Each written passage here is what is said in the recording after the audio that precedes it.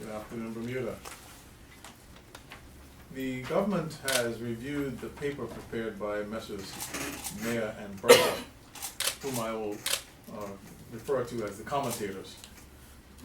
With the advice of its advisors, the government has prepared a point-by-point response to the items raised by the commentators. This is available on the government portal. I would like to note that I personally have responded to written concerns by these two gentlemen, as well as extended an invitation to the Ministry of Finance to provide further information.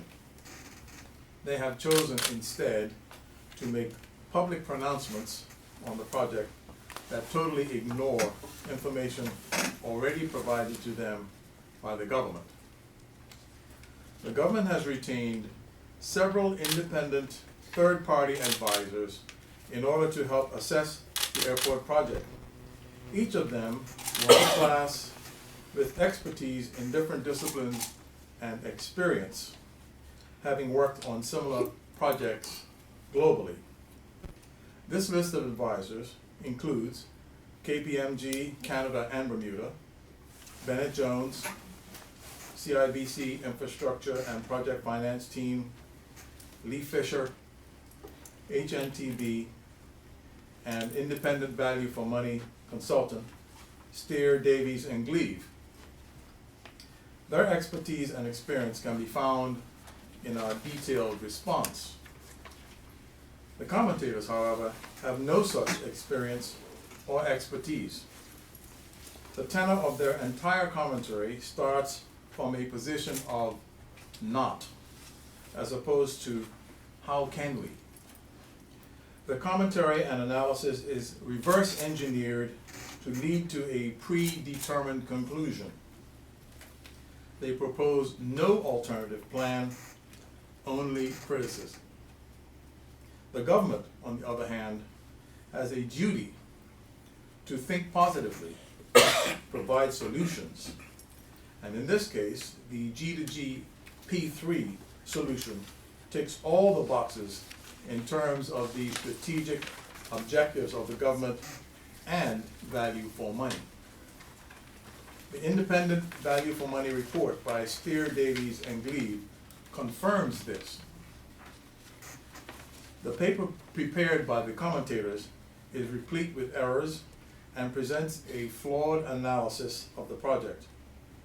I cannot go through all of them here, as time does not permit, but I invite members of the public to read our response that identifies each one. I would, however, like to clarify 3 points. Number one, fact.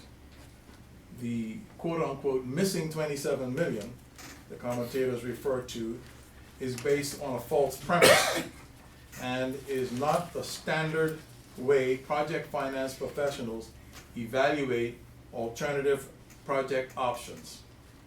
Therefore, there is no missing 27 million. 2, fact. The minimum regulated revenue guarantee does not guarantee ACON's profits. The guarantee will only be triggered if traffic for a particular year falls below the worst case scenario threshold.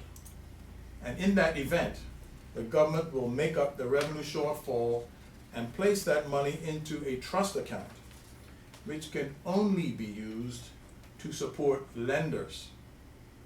It is specifically forbidden for that money to be used to support ACON or other equity investors in Bermuda Skyport Corporation Limited. 3, fact. Millions of government revenue will not be shipped out to Canada.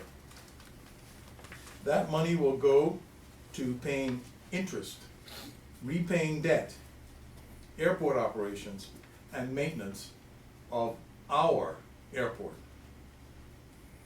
Equity investors' profit will be capped, above which a 50-50 revenue sharing arrangement with government will kick in, so that your government will share in the success of this enterprise.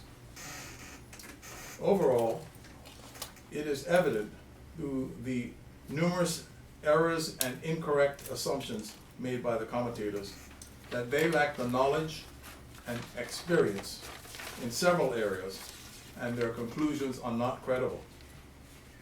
The government retains several third-party advisors with world-class global experience, such that these types of errors would not be made and that the correct conclusions would be reached. Again, I encourage everyone to visit the Bermuda government portal to get the facts about the airport redevelopment project. That's the end of my prepared remarks. I'll be happy to endeavor to answer questions. Any questions? Please speak in the microphone. Anyone who has a question? So, what's the status of the two? No. I have right now, but I'm holding the microphone. Okay, well, hold. Thanks. So what's the status of the two pieces of legislation that have been stalled? Are they still going ahead? Yes. Do they have to go ahead before the end of March of next year? The airport development agreement expires, I think in March, but we will be debating that, those two bills when Parliament resumes. Any indication of when? When Parliament resumes. As in the first day of Parliament? Yes.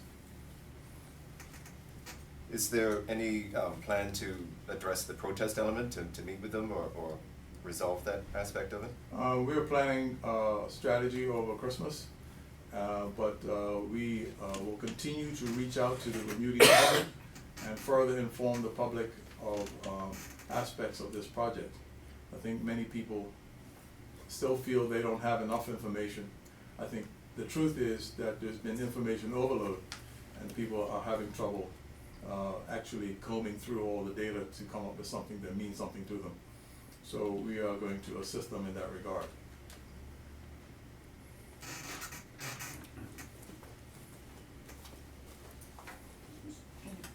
Thank you. Minister, thank you. I think from what I understand from the people you're calling the commentators, is that there is an impact on the balance sheet. Can you tell us, in your estimation, in the first year of this project, what that number will be? I think all the information is available right now, and I think I would invite you to look at the detailed answer to that question. The numbers are in there and you'll see those numbers. But is it correct that all the revenues are going to departure tax and the normal airport operations revenue from concessions and rents, that is going to be going to flow into Project Co, is that correct? The way Project Co will finance the construction and the repayment of the debt for the airport is from the revenues that are attributable to the airport. And that would be revenues including departure taxes, landing fees, etc. And that is $37 million in the first year? 37 million? Yeah. I'm not sure what that number is, but I think it's in that region. But one of the fatal flaws of the commentators' analysis is that it only looks at revenues without expenses, and nobody in business can ever do that, or else they'd be out of business. So you have to look at revenues and expenses, current expenses and capital expenses. Right. Well, I mean, the budget book, the estimate says 2016, 2017, that figure, the total revenue is $37 million. Do I have to repeat myself? You cannot just. No, I know, okay. I have a follow-up to that. But that, I mean, I just want to make sure we're on the same page here. That's Well, 37 I'm million. trying to get you on the right page. Okay. The right page is that you have to look at current revenues, you have to look at current expenditures, and you have to look at capital expenditures. Right. That's the right page. So the current expenditure is about $10 million that No, they will be no, paying. no, Their share of the no, payment. that is What that's is not that? correct. I'm not gonna hear, what I'm trying to avoid is to throw out a whole lot of numbers.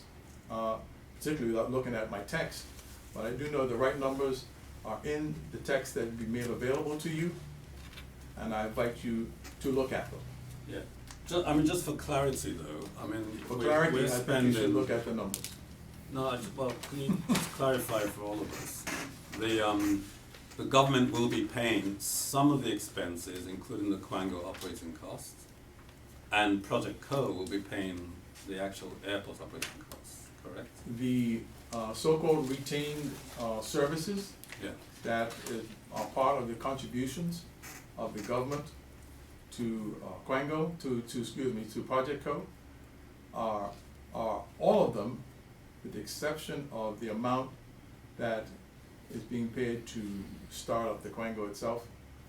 All of those are expenses that government already pays. That's another one of the fatal flaws of the commentators. They're adding on costs that government already pays.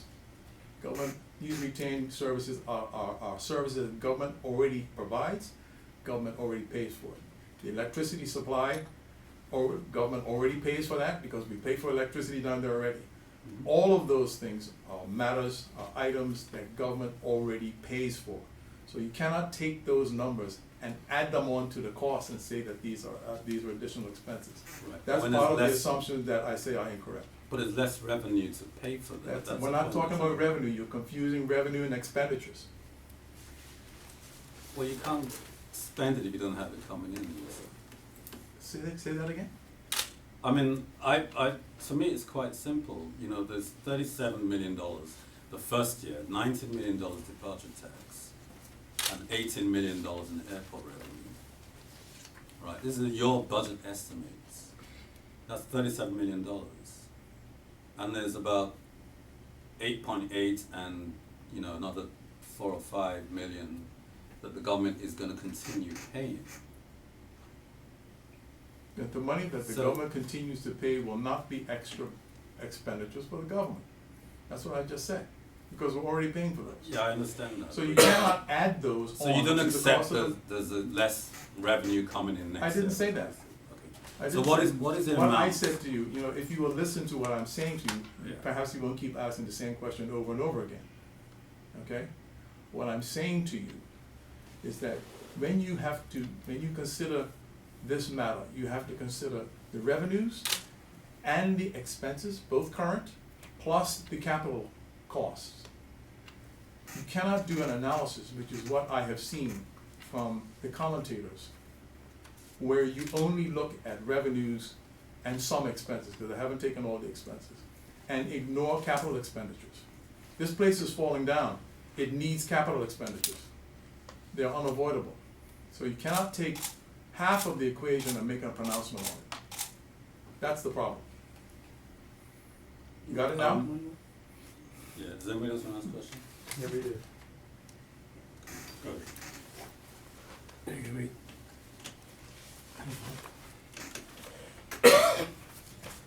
What's your response to the report from Craig saying that the airport project is understated by 810 million? That's not correct, and you'll see the answers to that in the paper that I've given you.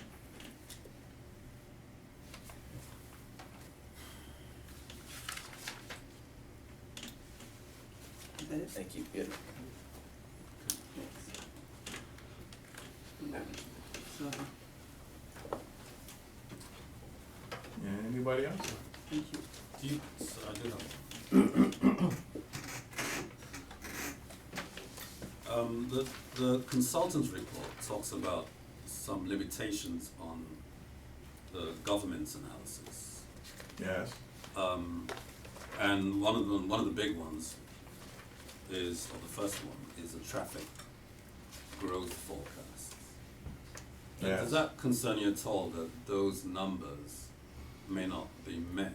I mean, I know it's, from your point of view, it's quite conservative, but they flagged it up as a possible limitation. Well, I think there's a couple of things to say about that. First of all, the forecasts have been developed by the British firm Mott MacDonald, a very large British engineering capital project firm, doing a lot of other work in Bermuda. they are expert at doing this. They've taken a lot of different factors into account, and their forecasts have been peer reviewed by another set of consultants, Lee Fisher, who do work for us at the airport. So the forecasts have been done by experts, and they've been peer reviewed by experts and found to be acceptable. For any investment, I don't care what the investment is. As somebody who's been in the investment business for half a lifetime, any and every investment depends on some sort of future cash flow. And seeing that nobody can 100% predict the future, then there will be an aspect of uncertainty. And that is why, because the forecast is so conservative, that we have confidence in it. The forecast average over 30 years calls for traffic growth of 0.75% per year. That is extraordinarily conservative. Therefore, we are confident that if this economic model works with a growth rate that conservative, I think we're in pretty good shape. And the other one, on the comparison between the design build option and the current proposal, your analysts were not comparing the same thing, the same project. What's your response to that? I mean, it's been raised before, not Right. just by Well, this. I think if you look, I don't have the report in front of me, but there's another line in there that says, even if you assume that the design build was done for the same price that we are getting it done for, the G2G project would still be superior. It did say that, and it's obvious for anybody to see. The design build option would still require the Bermuda government to borrow all this money and assume the interest rate and credit risk, and it would not have the performance guarantees of the government of Canada. So even if the design build option were the exact same price that ACON was doing it at, it still would not measure up to what we're doing. And that is also in that report by Steer, Davies, and Glee.